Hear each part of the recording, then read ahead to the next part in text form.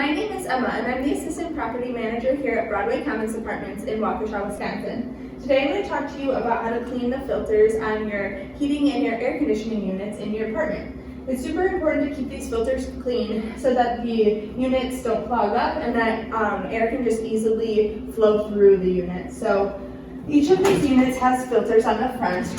You can just easily pull them out. And after testing a few methods, we've found that there are a couple that work really well to clean up these filters. So we suggest you doing this maybe every other week to once a month just to keep these filters clean. The first method that we really love is just dusting off with a simple duster. So you can pull the filter out and then dust it off front and back, and that works really well to get all the dust off. You can also grab a handheld vacuum, again pull out the filter and just vacuum them off front and back.